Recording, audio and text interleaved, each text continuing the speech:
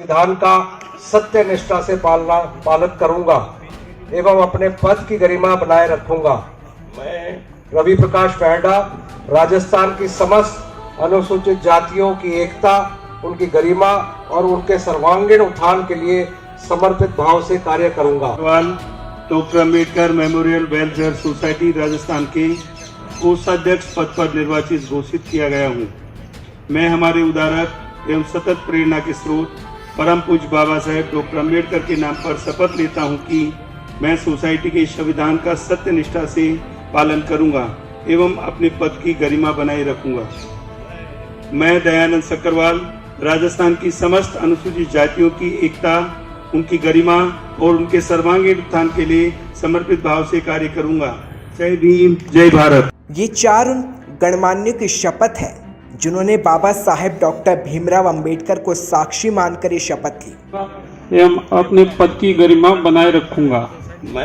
मैं बनवारी लाल बहरवा राजस्थान की समस्त अनुसूचित जातियों की एकता, उनकी गरिमा और उनके सर्वांगीण उत्थान के लिए समर्पित भाव से कार्य करूंगा। जय भीम। मैं Ganpat Lal Verma doctor Ambedkar memorial welfare society Rajasthan के महासचिव पद पर निर्वाचित घोषित किया गया हूँ। मैं हमारे उद्धारक एवं सतत प्रेरणा के स्रोत परम पूज्य बाबा साहेब डॉक्टर अंबेडकर के नाम पर शपथ लेता हूँ कि मैं सोसाइटी के संविधान का सत्य निष्ठा से पालन करूँगा एवं अपने पद की गरिमा बनाए रखूँगा। मैं गणपत लाल वर्मा राजस्थान की समस्त अनुसूचित जातियों की एकता, उनकी गरिमा और उनके सर्वांगीण उत्थान के लिए समर्पित भाव से कार्य करूंगा।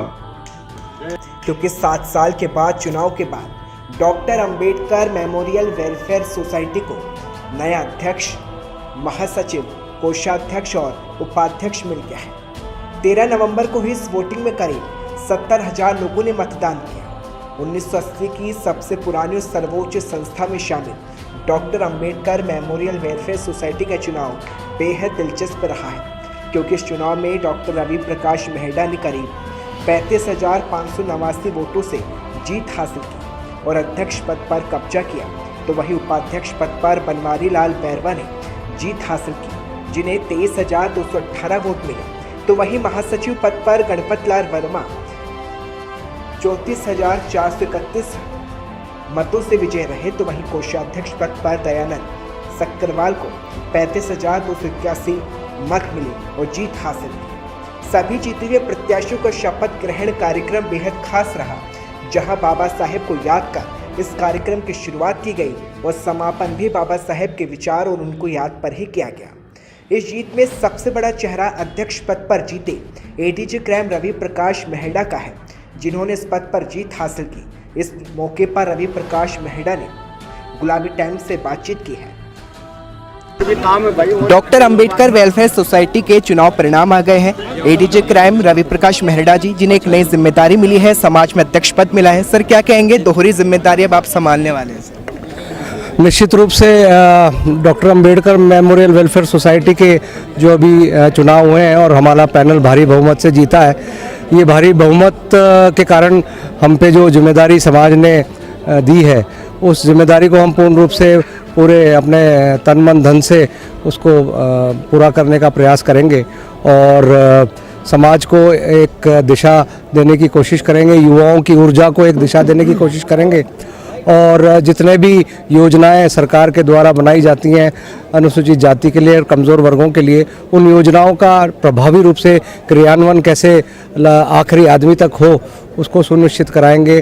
किस तरह से छात्रवृत्ति जो हमारे बच्चों को मिलती है, उस छात्रवृत्ति को ढंग से हमारे हर एक बच्चे तक जो लागू है उस तक पहुँचे, ये इसके बारे में भी हम पूरा प्रयास करेंगे। और कुल मिला के बाबा साहब के जो विचार और जो उनके आदर्श हैं, उनको आगे तक हम ले जाएंगे और ताकि इस देश में जो सामाजिक समानता है और बंधुत्व है वो कायम रहे और हर एक भारतीय एक समानता का भाव महसूस करे और ये जो वंचित वर्ग हैं, अनुसूचित जाति, ये राष्ट्र के निर्माण में अपनी भूमिका निभाएं और ये तभी निभा सकते हैं जब ये खुद सक्षम हो जाएंगे, शिक्षित हो जाएंगे और जब इनको अपने पूरे अधिकार मिलेंगे और समानता से और एक आत्मसम्मान से अपना जीवन यापन कर पाएंगे। यही हमारा संस्था का प्रयास है। सर मैं बात करूं, खाकी जब आप पहनते हैं तो पूरे राज्य जनता की सेवा करते हैं, लेकिन आप एक समाज के नए पद पर हैं सर, क्या कहना चाहेंगे क्योंकि इस बार समाज के तौर पर आप सामने आए हैं?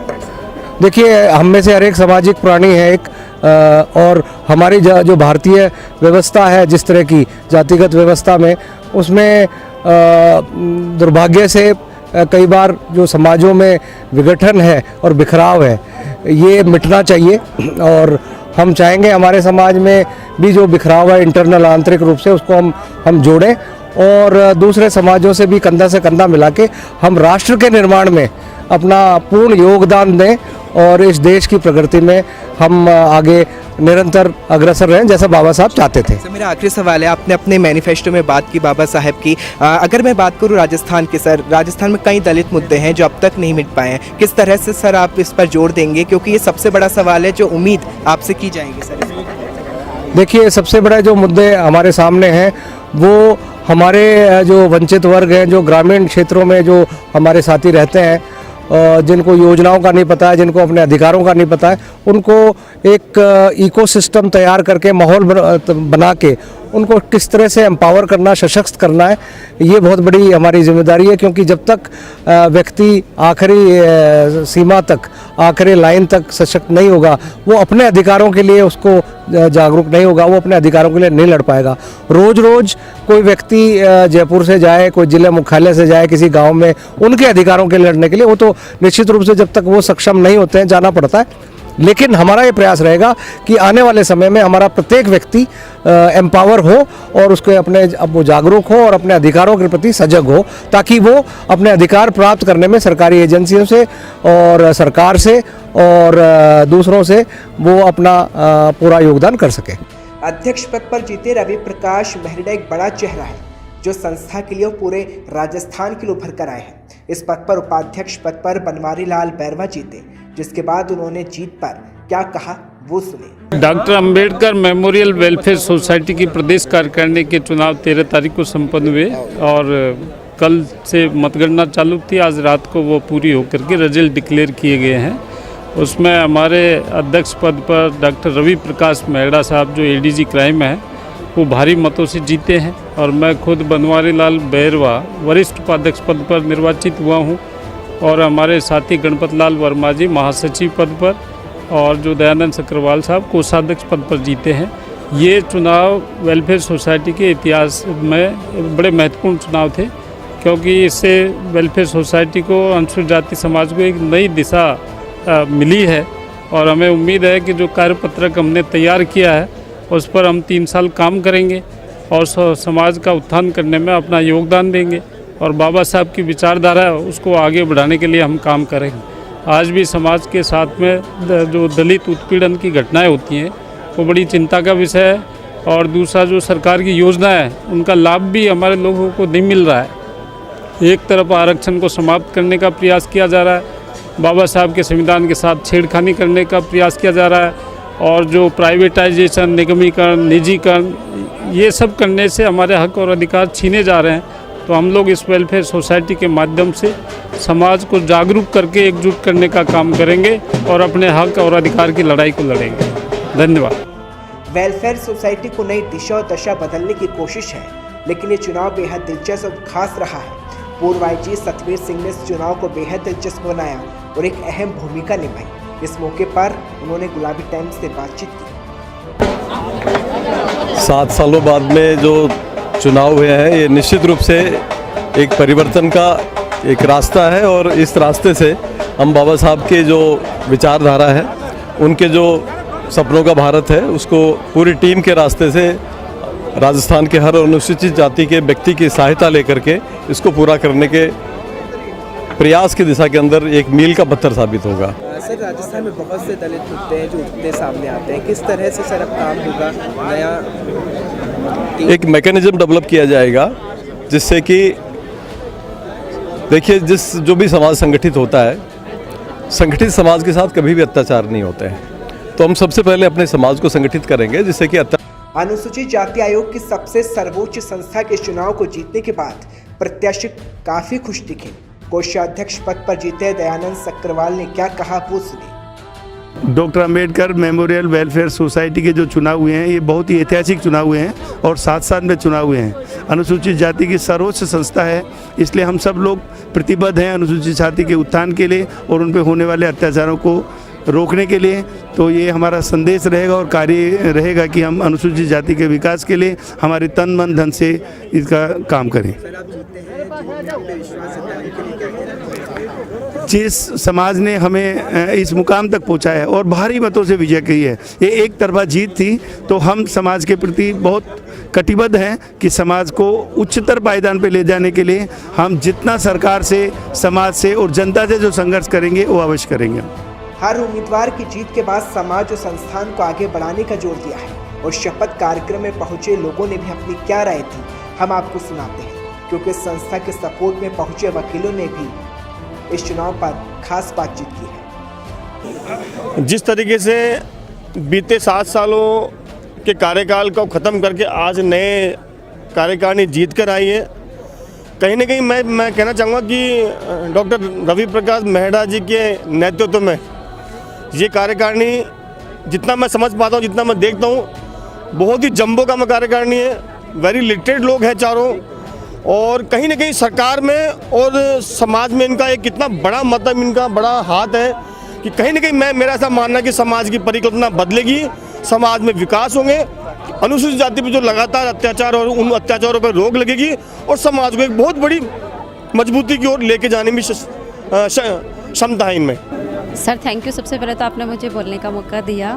मेरा नाम मीनू वर्मा, मैं राजस्थान हाईकोर्ट जयपुर में 2010 से प्रैक्टिस कर रही हूँ।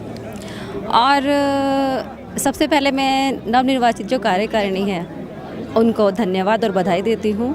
और उन्होंने जो अपना एजेंडा बताया है, सबसे बड़ी खुशी की बात है कि उन्होंने एक 6ठी क्लास से लेकर 10वीं क्लास तक का जो बाबा साहब के जो जीवन परिचय है उसकी चर्चा के बारे में रखा है, वो बहुत ही सराहनीय है। क्योंकि अगर हम उनके बारे में जानेंगे तो हमें नई पीढ़ी से ही शुरुआत करनी पड़ेगी। दूसरा थिंग उनका एजेंडा था कि हम एक संघर्ष नाम से एक जो हेल्पलाइन जो किया है वो एक डिफरेंट थिंग है, क्योंकि अभी तक मुझे लगा नहीं कि अनुसूचित जाति के लिए ऐसी कोई हेल्पलाइन अभी आई है।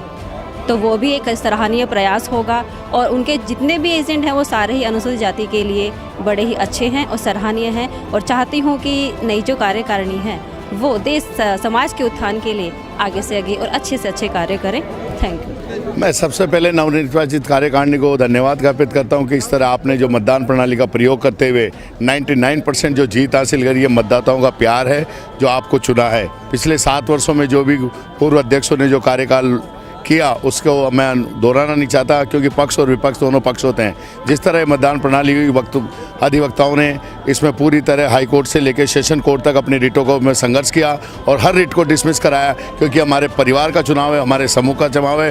Doctor Bhimrao Ambedkar welfare society का जो चुनाव हुआ 7 वर्षों के बाद हुआ है और मतदाताओं ने ये जाहिर कर दिया है कि हम किसे चाहते हैं और हमारा विकास चाहते हैं। जो अभी हमारे अध्यक्ष महोदय जो एजेंडा बताया, जिसमें ये बताया महिलाओं की सुरक्षा और शिक्षा का अधिकार और छोटे बच्चों के लिए जो ये हमारे जो पाठ्यक्रम के अंदर जो बहुत सारे कार्यक्रम इस तरह होने चाहिए। मैं आज नमन करता हूं बाबा भीमराव अम्बेडकर को कि हमें स्वतंत्रता का अधिकार, समानता का अधिकार दिया।